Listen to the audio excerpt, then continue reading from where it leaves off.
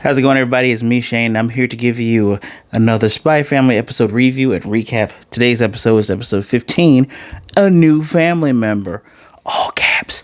Before I go any further, please do not forget to hit that like button, subscribe, hit the notification bell, and leave a comment down below.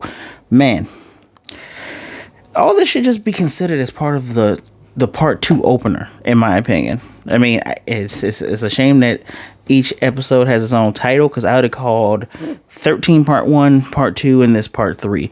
And boy, oh boy. Remember this? This is the ending screen we saw from the last episode. So, it gives us a nice little recap of everything that happened last time. Well, I mean, nice and little. Like, they go through Anya's adventures of being able to save Loid from dying in the future. Next to her, and we know the dog's name, what the dog's name is going to be, but I'm going to call him Borf until we get to that part in this episode. And first, there was no talking or anything. There was no sound effects. It was just really good jazz music. But there was some woofs and whatnots in there. And now we are here at this point where Loid is taking off the mask. And he has that gun aimed at the dog. Now, I thought he was going to cap the dog. I thought he was going to go pow pow. But he doesn't cap the dog. What ends up happening is he shoots off the bomb, which goes into the river behind him. Dog bites down on him. And of course, the a-hole, Keith, I can't believe I remember the villain's name. Keith, like, hi, I got you, old man. And goes to explode it, but explodes in the river. He cannot see Loid. He cannot tell that it's Loid. He's like, is that the old man? Or no, it couldn't be.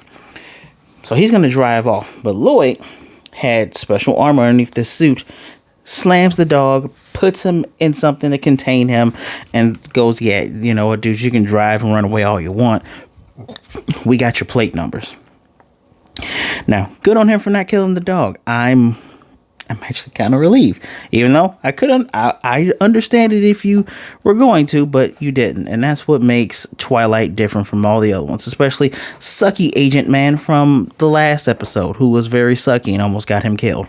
Where are we at now? So Anya is still looking, not Anya, Yor is still looking for Anya. And while she's on top of this bridge walkway, sees Keith driving. She's like, Mr. Terrace is going to make Anya do terrible things. This woman jumps down at least 15 feet, 20 feet from in the air, lands on the ground, and the dude goes, get out the way, bitch. She, as he tries to swerve, kicks the car into a pole. Full on kicks it. And then she calls the police again. Yeah. Oh, yeah, I got one of the terrorists from earlier. He's knocked out on the car. Oh, me? No, I'm just same housewife as before. All right, gotta go. Bye. Dude is on the steering wheel, blood, everything. Would have been nicer if he was actually dead. But, yeah. Yeah, no, dude's an a-hole. He deserves. He was going to kill a dog and a little girl? No, he gotta go. Anyway. The agents are now talking back at the fake pet shop, which is called Kimono Park, by the way. I wonder if that is a reference to the kimono. There's an anime with 3D animation with animals and everything. It's called Kimono something, but I cannot. Kimono Friends. I wonder if that's a reference to that. Probably not. Anyway, Crappy Agent is talking with Sylvia, one of the other agents, and Loid, talking about where everything got cleared up. And Sylvia, affirms the East is going to go ahead and try to erase all signs that something like this happened. Are they just going to hand over the dogs to them? And she's like, well, they can stay here in this shop until, they come and get them, because they have other things that they need to worry about. Lloyd's like, all right, I'm going to go because, my family's probably wondering what the heck's going on. And as Loid, this is crazy. I love that they did this and I didn't see it coming. As soon as Loid walks out, Yor comes over and Anya's coming through the alleyway riding on top of Borf. And he's like, what are you guys doing? Anya came because you took too long in the bathroom and Yor followed her. He is, in his mind, upset. Like, can't believe these two got caught up in this stuff as well.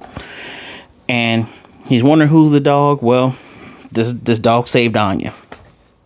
Borf, because he goes Borf. Yor blames her food that he ate that morning for giving him a stomach ache. And he yells at Anya for running away. And she gives a very cute I'm sorry. Which I actually just followed a Instagram account today that's does teaching Japanese with anime. And I love the fact that Anya tries to speak language, but she messes it up.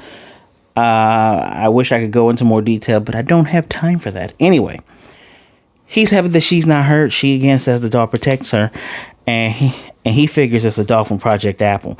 And of course, Sylvia, aka the handler, she's around the corner at the Kimono Park, and they kind of both nod. She comes over dressed in secret agent gear with another agent with her, and says, "Hey, we're agents with the East. We're Secret Service. We're gonna ask you some questions." Of course, thank goodness we don't have to sit down and listen to any of these explanations. And then she goes, so that's what happens. Well, you know what? Since he was one of the terrorist dogs that were trained, we'll take him in. And the whole time that she's having a conversation with Loid and Yor, Anya's looking at him, and, Borf is just looking up, and she's like, no, she wants him. And they're like, well, no, that's one of the terrorist dogs. She's like, she saved her. She says, you know what? If you don't let me have Mr. Dog, I'm going to go bad and not go to school. Which causes a shock look on not just Loid, but Sylvia. And she's crying. And both her mother and father trying to tend to her and handle her goes, you know what? It's fine. And her and Loid are kind of having this hush-hush conversation. He's like, ma'am, Onei-chan, are you sure that's okay? And she says, well, the dog technically didn't do anything that the terrorists wanted it to do, and all the terrorists are gone. So one going missing won't really hurt. And like she's whispering to him, Operation Strix it's under attack right now. There's nothing we can really do about it.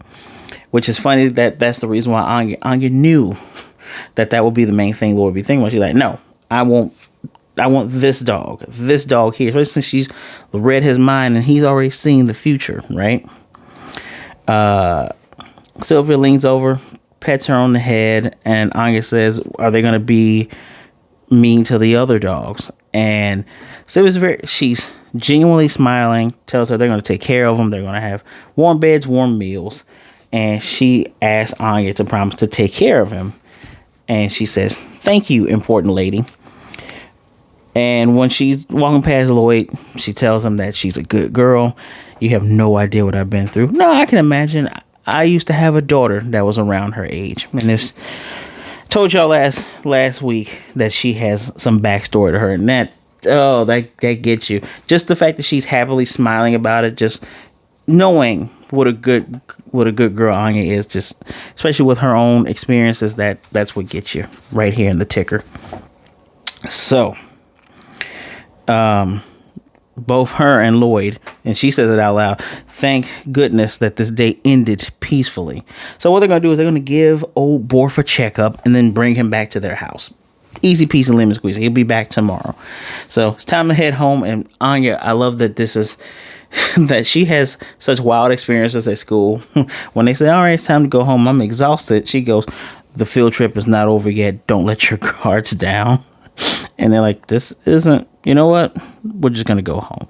Sylvia happily smiles and Yor is happy. So as they walk home, Yor is happy that she saved the day and no one knows that she saved the day. She wants to remain private. Anya is excited that, she helped save her father, Papa. She helped save him, and they helped save the day. Loid is exhausted. He is literally spent. He has gloom on his face. He's walking like this while the other two are holding hand in hand. And now he legitimately has stomach pains because he is just exhausted. Anya is excited the dog is going to be coming home. Loid is trying to watch TV, and she's just all over the place. And Mr. Dog comes in, and now we finally get to see the scene in color that he saw within his visions. And, he's sniffing around, and his name was number 8. He was experiment number 8. We get to see his backstory a little bit. He was experimented on, the shock, the pain. The experimenter's not really caring if he lived or died because they could just get another dog, and the nasty food that he got. This part made me tear up because I hate when animals are mistreated. Is one of my top 5, top 10 things that I cannot stand. And so this part about made me cry because it's just like, oh man, you could tell he is happy to be in a place where people actually love him. Anya tells him, hey, welcome to she says Holgers. Can't believe she says her own last name wrong.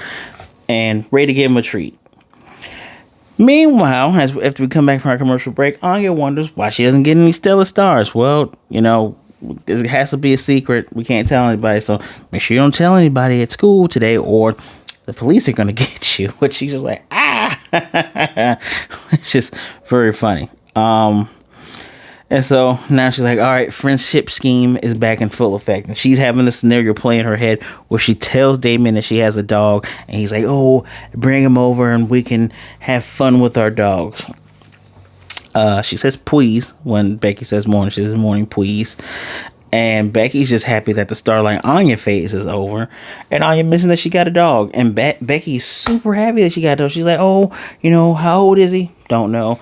Because, what does he look like? Big and white. Well, you know what? We can see if he's as precious as, I forget her dog's name. Her little tiny dog that we saw in her mind palace. Ooh, back in part 1. And whenever she says that, I already ran for the door and catches Damien and his 2 lackeys, Rat Tooth and Conehead. And she's like, Anya has a dog. And he's like, yeah, and she falls to her knees. She's like, oh my God, I suck. And Damien's actually wondering if he actually said anything mean, because the 2 lackeys are like, yeah, you gave it to her, Damien. Ass kissing.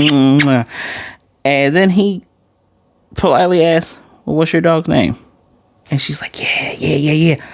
His name is Dog. And then he properly tells her, you're not worthy of having a dog, and just walks off. So she hasn't given a name yet. She's been trying to figure out what to name Borf. I already let spill what the name is a long time ago, but if you have the attention of a goldfish, this works out for you. Her and Becky are talking about it. Becky's like, well, why don't you name him after one of your favorite things, or name him after some food? Maybe I can name him Peanuts. Well, if he's kind of big, that doesn't really fit. The name doesn't fit with him. Why don't you, what does he remind you of? What does he look like? And she's like, old man, which Borf does kind of look like Mr. Henderson now that I think about it. And that just makes Becky just go, maybe you should just let Mama and Papa name him. And she's like, does Anya have bad taste? I swear, between her speaking in third person, calling everybody Mr. This or Miss That, which is adorable because she calls Sylvia Miss Important Lady. Between that and just she says some of the most grown up stuff.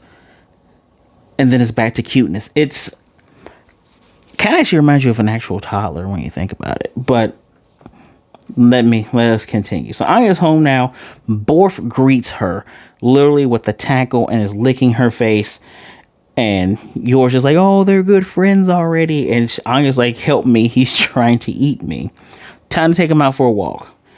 Of course, Anya's wan, which is the Japanese version of bark, bark, bark, bark. Or woof, woof, woof. And Anya wants to take the leash. Anya wants to take the leash, but rightfully, Loid says, no, he's just going to end up dragging you. And he goes on saying, while he is trained, you got to remember to train him even more. And he says a line that I didn't pay attention to until it comes up again, saying, you need to be willing to take care of him until the end. Actually, I'm skipping in my notes. Where am I at here? No. Yeah, be prepared to take care of him until the end. So remember that line. So they're taking him to a dog park. They get in there. Anya's excited to see all the dogs. She's running around. Even does a little roll. And she says, well, come on, Mr. Dog. You got to play too, or this is going to be an Anya park. Very funny. Good comedic timing.